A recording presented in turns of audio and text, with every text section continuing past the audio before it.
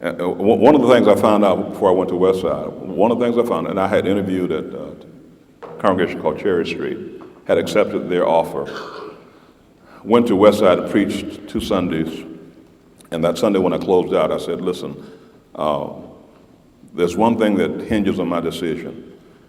I want to know how many young men want to be trained for ministry. And if you're one of those young men, meet me downstairs at the bottom of the stairs when I come out this morning. I went out the side door, went down the stairs, made another turn. When I got down there were 11 young men, 20 years and older. And that did it for me, because I'm fundamentally a teacher. I'm not one of those guys that can get up in the pulpit and give you a long string of flowery language, and that's not me. If I have to, I can, but that's not me. I'm a teacher. Fundamentally, I'm a teacher. And when I saw those guys, something triggered in my heart, and it said to me, this is where you belong.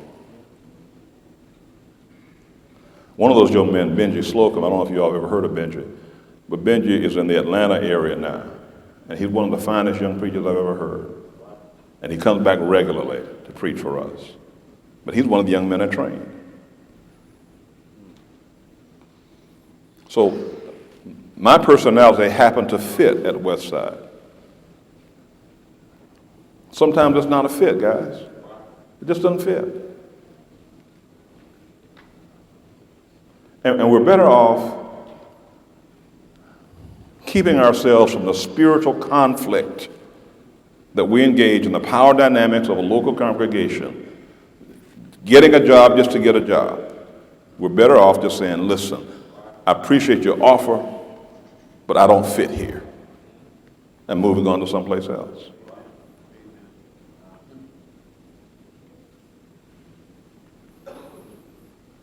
Okay, let me just toss the floor open. Questions, comments, insights. Anybody have you want to share? Okay. Let's go back to the text and. Okay, look.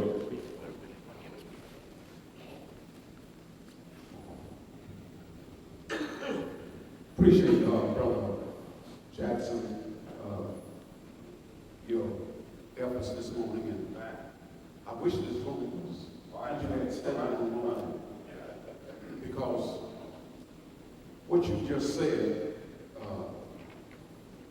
is happening in many of our congregations, and it's sad. What we need to continue to teach our young men who are aspiring for the ministry, as you said, is stand with this. Mm-hmm. But at the same time, if you're going to stand on the Word of God, prepare yourself. Continue to preach. I've had 2 occasions where me and my family had to take a stand. Mm-hmm. But I took a stand with this. On this. Even, I've been in Valdosta for 31 years, and even being there, I had to take a stand. But through it all, God made a way. Mm-hmm. So all I want to say to, especially our young men who are here, if you take a stand on this, God will take care of you. I'm a living witness. Yeah. There were times I saw my wife, I'm not going to call her company, I saw my wife crying. We hadn't done anything. But because certain ungodly brethren, they had already set their boundaries. And when I stepped in, they said, no. After 4 or 5 months, it's time for you to go. But standing on this. Yeah. Standing on this. And after, like you just said, after a 1-year period, I found out that I did not fit that congregation. And I I left. I was in Texas. I left. In less than 2 months, the Lord opened up another door. I didn't go around the brotherhood begging, for a congregation, No. They found me. Yeah.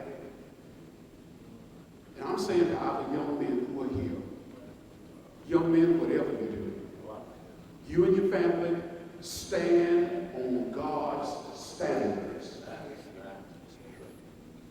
At the same time, prepare yourself for other areas of vocation. Continue to preach the word, but don't mind if you have to get your hands dirty, if you have to wash dishes,